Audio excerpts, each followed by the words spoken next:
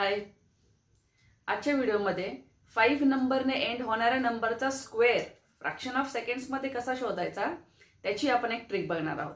चला तर सुरुवात करूया. आता मी इथे नंबर घेतलाय 15 आणि त्याचा स्क्वेअर आपल्याला काढायचा आहे. मग त्यासाठी काय ट्रिक आहे तर हा जो 5 आहे ह्याचा पहिले स्क्वेअर जो 25 असतो तो लिहून घ्यायचा. सो 5 चा स्क्वेअर 25 मी लिहून घेतला आणि इथे मी बार ड्रॉ केलाय. आता राहिला कोणता डिजिट 1.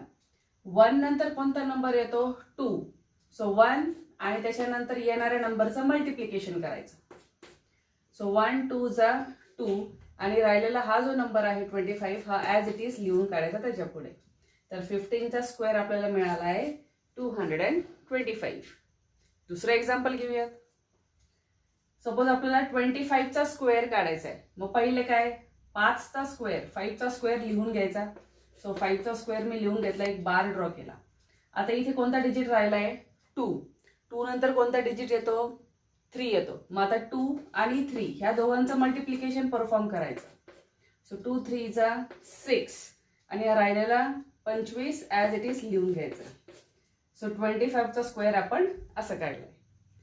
आहे की नाही छान अशी ट्रिक. तर यावरनं फॉर्म्युला काय तयार होतो आपला. हा जो नंबर आहे ह्याला आपण काय म्हणूयात n म्हणूयात. ठीक आहे, ह्याला आपण काय म्हणूयात n म्हणूयात. So n into n plus 1 आणि इथे मी हा जो बार आहे तो काढून इथे 25 लिहिते. सो हा आहे आपला फॉर्म्युला ज्याने आपल्याला कुठलाही नंबर जो 5 ने एंड होतो त्याचा स्क्वेअर मिळतो. मग आता हा 3 डिजिट नंबर 4 डिजिट नंबरला पण उपयोगी आहे का तर आहे.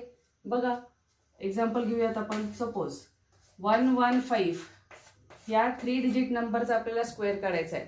जसा एंडिंग नंबर हा 5 आहे तर मग काय करायचं पहिले 5 चा स्क्वेअर लिहून घ्यायचा 25. आता मी इथे बार ड्रॉ केला. आता आपला फॉर्म्युला काय आहे n इंटू n प्लस 1 म्हणजे n आणि त्याच्या पुढच्या नंबरचं मल्टिप्लिकेशन. आता इथे हा जो 11 आहे हा पूर्ण n म्हणून कन्सिडर करायचा. तर मग n आणि n प्लस 1 चं मल्टिप्लिकेशन. n प्लस 1 म्हणजे 11 नंतर येणारा नंबर तो आहे 12. सो 11 इंटू 12 किती 132 आणि राहिलेले 25 याला जोडून द्यायचे.